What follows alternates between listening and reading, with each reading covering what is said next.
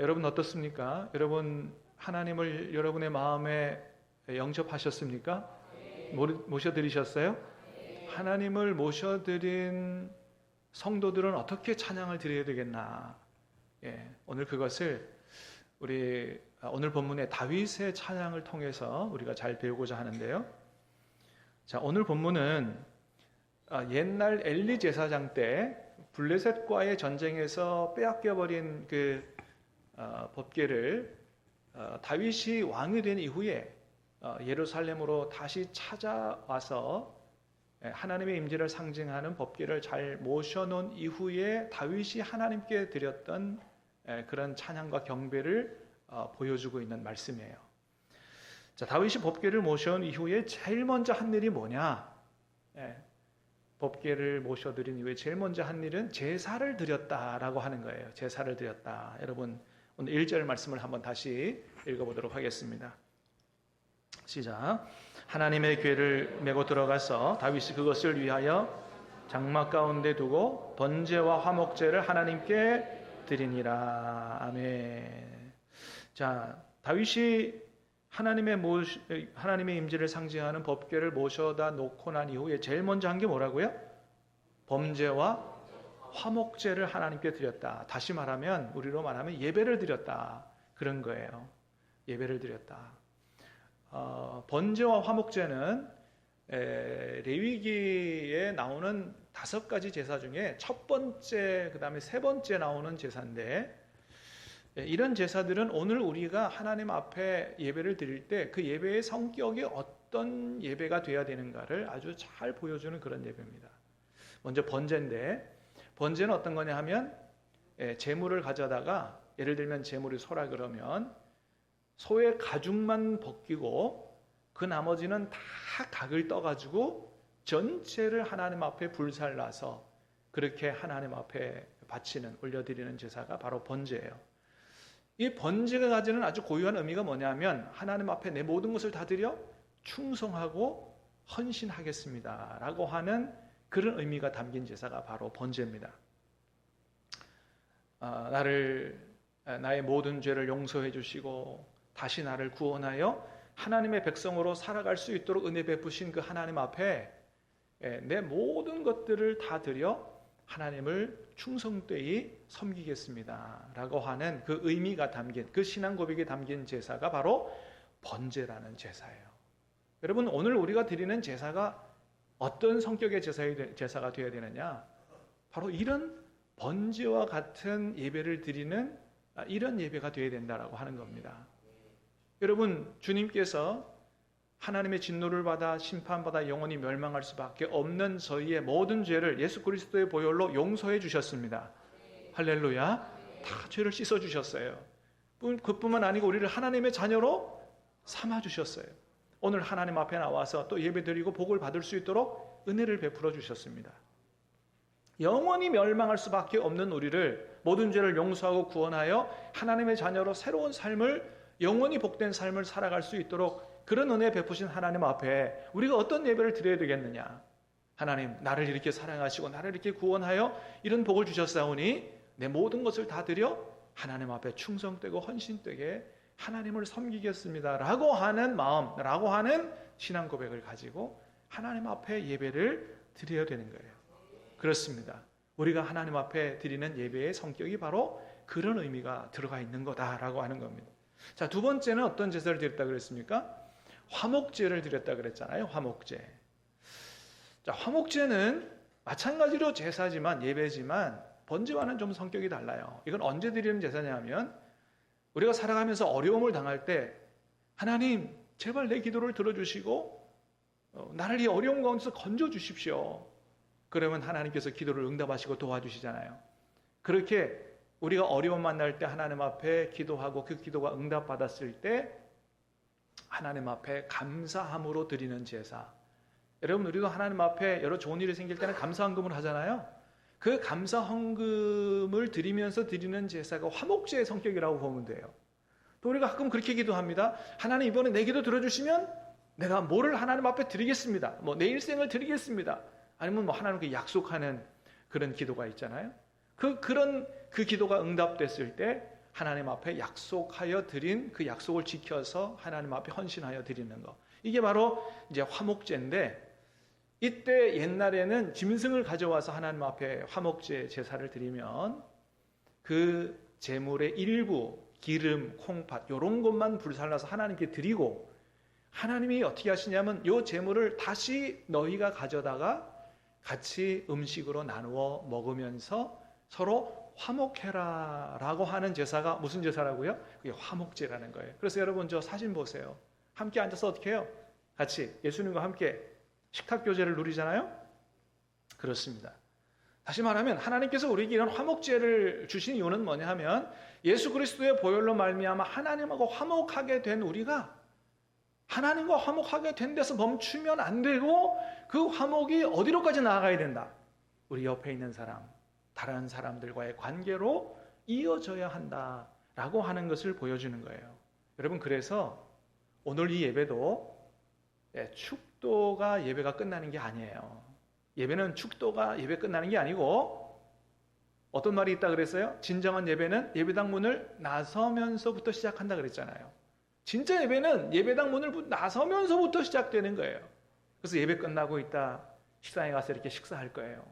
같이 예배 드리고 하나님 앞에 드린 헌금, 그것을 다시 우리가 식탁교제를 나누면서 하는 것이 옛날 제사로 보면 화목제의 연장이다.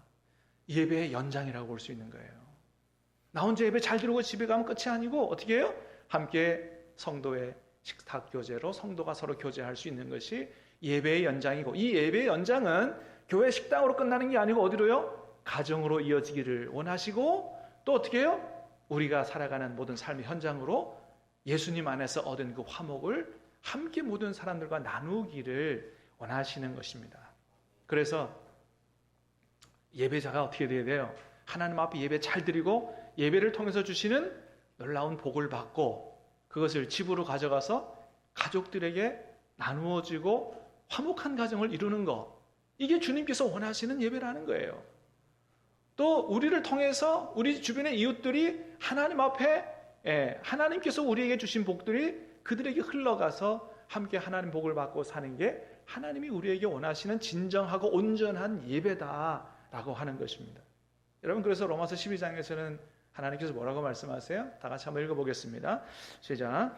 그러므로 형제들아, 내가 하나님의 모든 자비하심으로 너희를 권하노니 너희 몸을 하나님이 기뻐하시는 거룩한 산 제물로 드리라. 이는 너희가 드릴 영적 예배니라. 너희가 드릴 영적 예배라고 할 때, 영적 예배는 이게 온전한 예배다, 합당한 예배다, 옳은 예배다, 이런 거예요.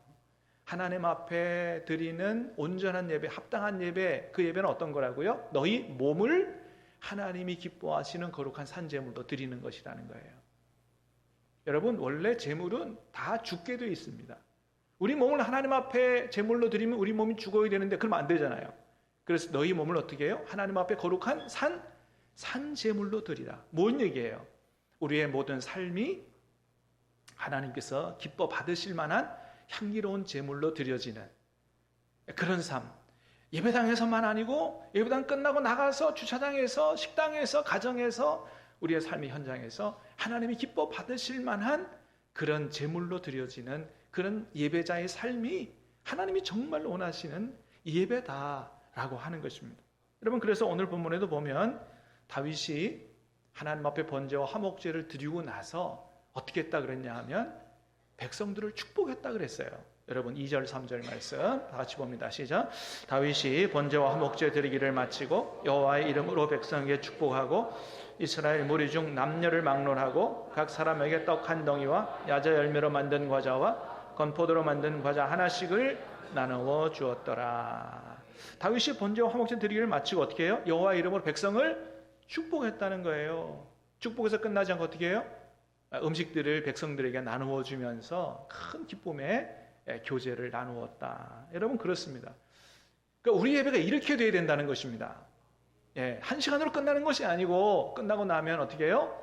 집에 들어가서 가족들을 축복하고 또 이웃들에게 우리 가진 것들을 나눠주면서 하나님의 축복이 흘러가도록 그렇게 해야 되는 게 이게 진짜 하나님 원하시는 예배다. 근데 여러분, 하나님 앞에 예배 드리는데 실패한 가인은 집에 들어가서 어떻게 했다고요? 동생 아벨을 쳐 죽였다 그랬어요. 여러분, 예배 끝나고 집에 가서 그렇게 되면 안 되는 것입니다. 예배를 제대로 드렸다면 여러분, 하나님 주시는 복을 받고 우리가 밖에 나가서 축복의 통로로 살아가야 될 줄로 믿습니다. 여러분, 하나님이 지금도 우리와 함께 계시는 줄로 믿습니다. 이 예배 가운데 계시는 하나님을 만날 수 있기를 주님의 이름으로 축복합니다. 하나님 주신 은혜와 복을 받고 가정으로 돌아가 이웃에게로 하나님의 축복을 흘러보내는 축복의 통로로 사시기를 주님의 이름으로 축복합니다. 그렇습니다. 다윗이 하나님을 모셔드린 이후에 제일 먼저 한 것은 하나님 앞에 온전한 예배를 드리고 예배자의 삶을 산 거다. 두 번째는 하나님 앞에 찬양을 올려드렸다는 거예요. 자, 4절, 5절, 6절 보겠습니다. 4절, 5절, 6절 시작. 또 레위 사람을 세워 여호와의 궤 앞에서 섬기며 이스라엘 하나님 여호와를 칭송하고 감사하며 찬양하게 하였으니 아삽은 우두머리요 그 다음은 스가랴와 여이엘과 스미라못과 여이엘과 마따디아와 엘리압과 브나야와 오베데돔과 여이엘이라 비파와 수금을 타고 아삽은 재금을 힘있게 치고 제사장 브나야와 야하시엘은 항상 하나님의 언약궤 앞에서 나팔을 부니라. 아멘.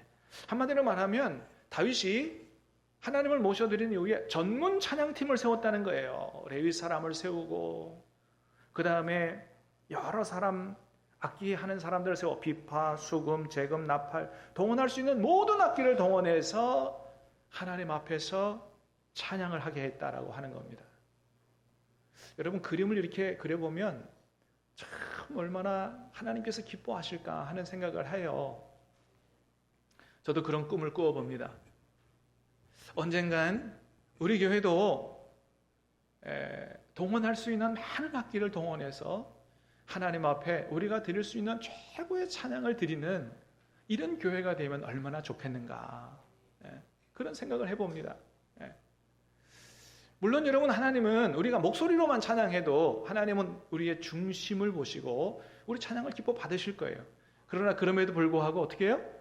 할 수 있는 한 여러 가지 악기들을 같이 동원해서 하나님 앞에 더 풍성한 찬양을 드릴 수 있다면 하나님이 얼마나 기뻐하실까라고 하는 겁니다. 그래서 저는 우리 교회가 그런 교회가 되면 좋겠어요. 나중에 하나님의 축복으로 정말 좀 우리가 마음껏 찬양할 수 있는, 우리가 좀 공간이 좁아서 조금 세게만 찬양해도 막 그죠? 너무 이 소리가, 그래서 좀 마음껏 찬양할 수 있는 그런 예배적 공간도 있어서 동원할 수 있는 모든 악기를 동원해서 정말 마음껏 찬양하고 하나님을 영광스럽게 하는 것만이 아니고 그렇게 찬양하는 그런 찬양을 통해서 많은 사람들이, 교회에 오는 사람들이 그 찬양에 감동돼서 마음을 열고 하나님을 영접하고 믿게 되는 그런 찬양으로도 생명을 구원하는 교회, 그런 교회가 될 수 있기를 간절히 소망합니다. 정말 그런 교회가 되면 좋겠어요. 그런 교회. 여러분 함께 기도해 주시기 바랍니다. 다윗이 그렇게 여러 악기를 동원하고 전문 찬양팀을 세워서 하나님 앞에 찬양하는데 어떤 찬양을 드렸냐? 첫 번째는 감사 찬양을 드렸다 그랬어요. 7절 8절 보겠습니다. 시작. 그날에 다윗이 아삽과 그 형제를 세워 먼저 여호와께 감사하게 하여 이르기를 너희는 여호와께 감사하며 그의 이름을 불러 아뢰며. 먼저 여호와께 뭘 했어요? 감사하여 이르기를 너희는 여호와께 감사하며 그의 이름을 불러 아뢰다.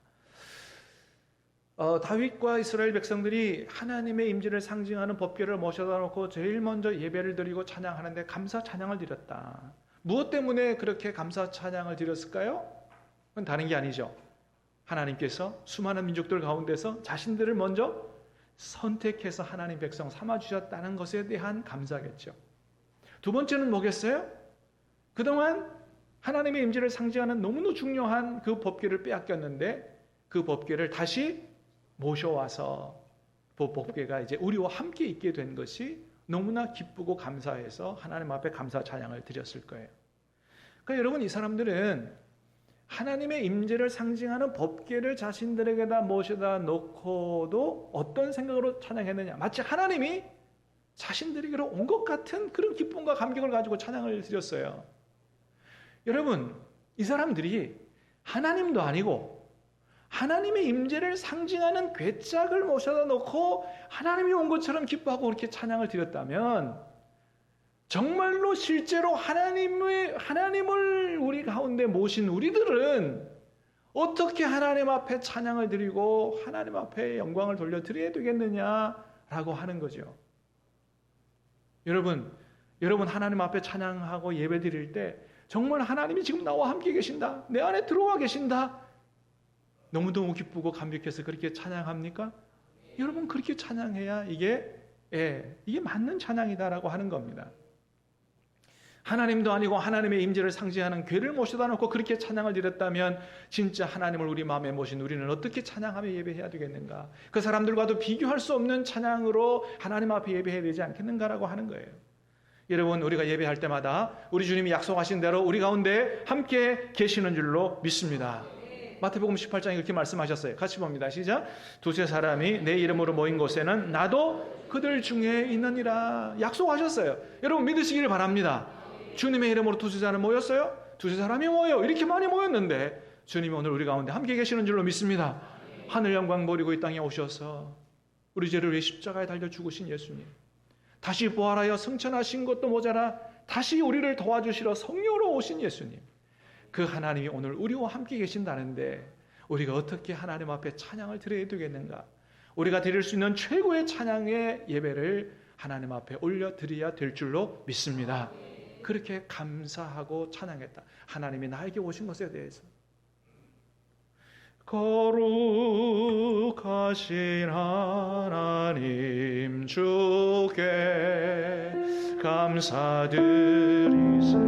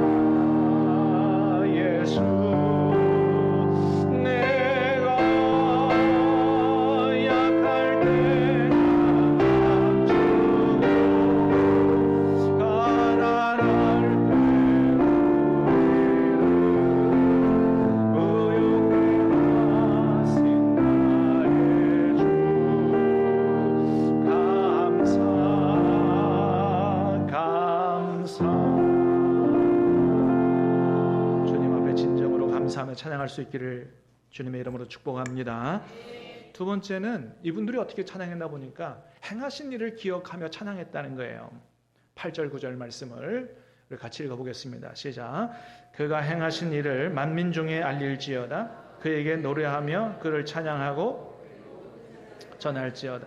그가 행하신 일을 만민 중에 알릴지어다. 그에게 노래하며 그를 찬양하고 그의 모든 기사를 전할지어다. 여러분 그렇습니다. 하나님은 이스라엘 백성들을 하나님의 백성으로 선택하시고 그들 가운데 임재하신 것 외에도 너무나도 많은 기적과 축복으로 그들과 함께 하셨습니다. 홍해바다를 갈라주시는 기적도 보여주시고 요단강도 멈추게 하시고 여리고 성도 무너지게 하시고 40년 광야 생활 지나는 동안에 함께 하시고 인도하시고 채우시고 먹이시고 그리고 젖과 꿀이 흐르는 땅을 그들에게 허락해 주셨습니다. 여러분 그러니 자신들의 역사를 생각해 보면 어찌 하나님 앞에 최고의 찬양을 드리지 않을 수 있냐는 거예요. 그가 행하신 일을 기억하며 찬양했다는 것입니다. 여러분 그렇습니다. 하나님은 저와 여러분들을 하나님의 자녀로 구원해 놓고 가만히 계신 분이 아니라는 겁니다. 믿습니까?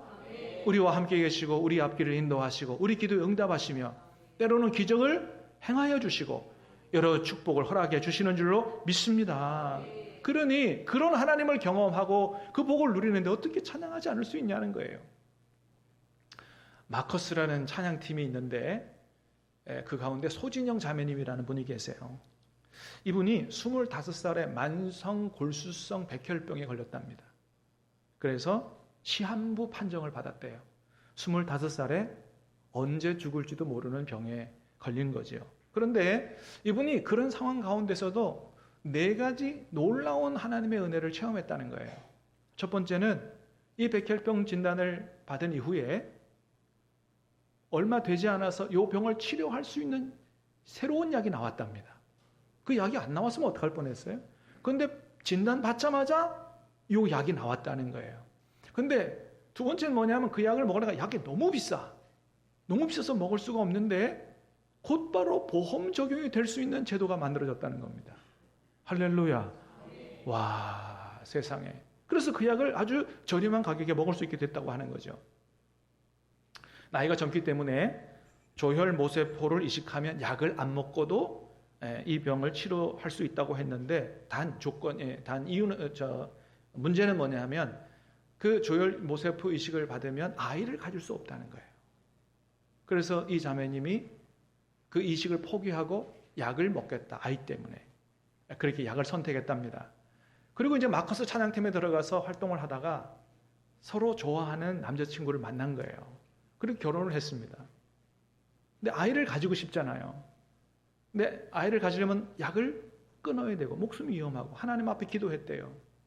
하나님께서 마음의 평안을 주셔서 의사와 가족들을 설득해서 아이를 갖겠다고 약을 끊고 다 반대했는데 그렇게 강행을 했답니다.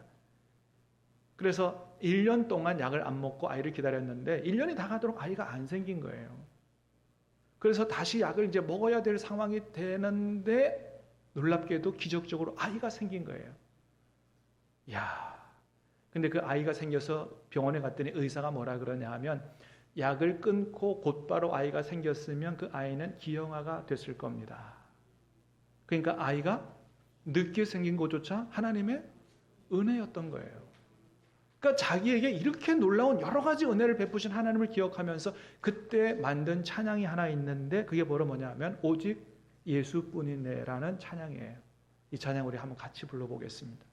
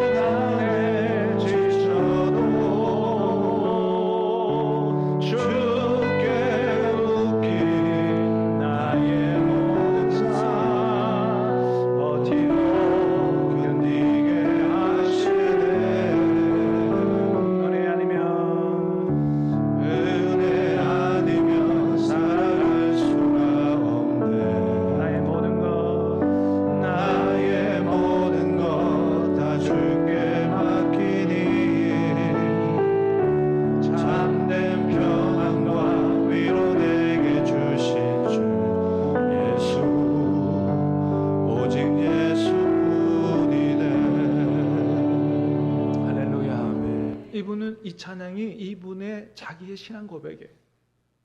여러분, 우리가 얼마나 연약해요. 사실 연약해요. 여러분, 하나님이 전능하신 하나님이 저와 여러분의 삶에 함께 하시는 줄로 믿습니다. 기도를 들어주실 줄 믿습니다. 도와주실 줄 믿습니다. 하나님을 만나고 경험하고 체험할 수 있기를 축복합니다. 어찌 찬양하지 않을 수 있냐 이거예요.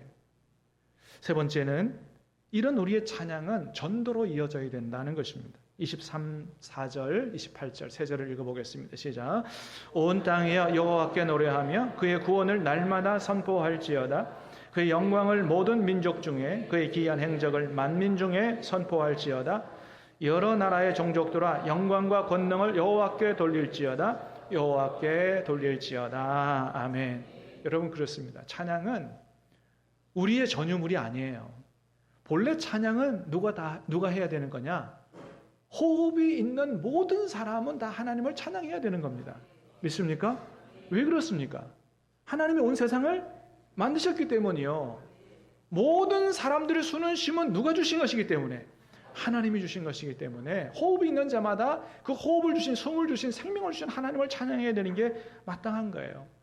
이렇게 그래서 하나님은 모든 세상 사람들이 하나님 앞에 와서 한 마음으로 감사와 기쁨으로 찬양하며 영광 돌리기를 하나님이 원하시는 거예요. 물이 바다 덮음같이 여호와의 영광을 인정하는 것 온 세상 가득하리라. 물이 바다 덮음같이 물이 바다 덮음같이 물이 바다 덮음같이 여호와의 영광을 인정하는 것이 세상에 가득한 그날이 이 땅에 오기를 하나님이 원하시는 것입니다. 그래서 우리의 찬양은 뭐로 이어져야 되는 게 마땅해요? 전도로 이어져야 되는 게 마땅해요. 이게 하나님의 뜻이에요. 우리만 찬양하면 안 된다는 거예요. 온 열방이 돌아와 하나님께 찬양하기를 원하신다는 거예요. 다음 주일은 우리가 세상 끝까지는 갈 수 없지만 우리 주변에 있는 사랑하는 사람들을 초청해서 함께 하나님 앞에 예배 드리는 날입니다. 여러분 하나님의 뜻을 생각하고 다 전도하고 초청하시기 바라고, 우리 하나님 앞에 오신 모든 분들이 우리 가운데 계신 하나님을 만나고 구원받고 기쁨으로 하나님을 예배하고 예배를 통하여 주시는 생명의 복이 우리 모든 사람들에게로 흘러갈 수 있기를 주님의 이름으로 축복합니다. 같이 한번 기도하겠습니다. 하나님 아버지 감사합니다.